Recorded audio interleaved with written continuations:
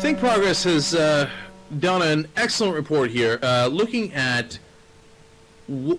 states that have done spending cuts already and states that have actually increased spending. It's interesting. Now, this is since 2007 when the Great Recession began, right? So some states decided that they would spend more money to try to stimulate the economy, etc. And some states said, oh, no, if you do spending cuts, you will do growth. That's the Republican idea, right? That's what they're saying right now. We should do all the spending cuts, and that'll give us growth. Here's the only problem with that. It didn't. We've got a chart for you guys that shows you exactly what happened. The states that cut spending had the worst economic results. States that increased spending had the best economic results. But there's interesting details, too. It's not just that it worked overall. It's not just that it worked with the government. It actually worked in the private industry as well. So let me break it down for you.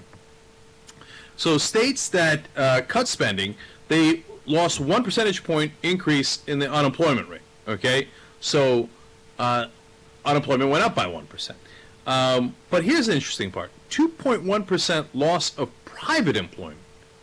So it wasn't just state workers that got hurt.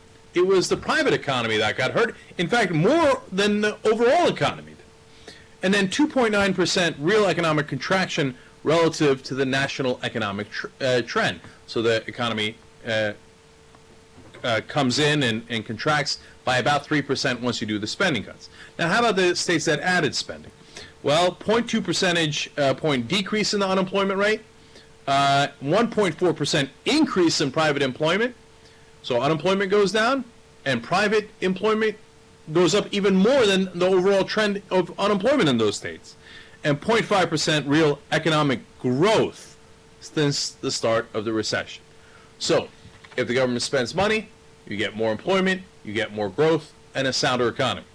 If your state governments do not spend money, you get unemployment increasing, private unemployment increasing even more so, and contraction in the economy. So the Republicans, when they tell you cutting spending leads to growth, when you look at the state experience since the recession, it is empirically untrue. Yet another Republican lie. And the last thing about that is that, you know what frustrates me? Is that these things are, if you look at the numbers, fairly obvious, right? But Washington has already agreed. It doesn't matter. Again, on the MSNBC show today, as I'm talking to Jared Bernstein and Ezra Klein, who are both considered progressives, they say, well, of course we have to cut corporate taxes. What? Why do we have to? Wait, I thought we were trying to balance the budget. I don't get it. And you know the numbers. They know the numbers better than anybody else. And to be fair, it was more Ezra than Jared, but he's like, well, you know, you could lower the corporate taxes. But why? Why would we even be in a discussion about lowering corporate taxes when we are supposed to have a budget problem? Look, if you watch this show on a regular basis, you know what the problem is.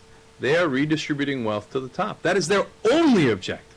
It is not the budget. If their objective was to balance the budget, why didn't they do it under Reagan? Why didn't they do it under Bush? Why did they destroy our budgets? Why did they give us the great majority of the deficits that we have now? Who gave it to us? Reagan and Bush. Okay? The great overwhelming majority. Because they were transferring wealth from the middle class to the very, very rich. They are robber barons. They're here to rob you. And that's what they're doing, and Washington goes about its business as if they're honest actors with principles.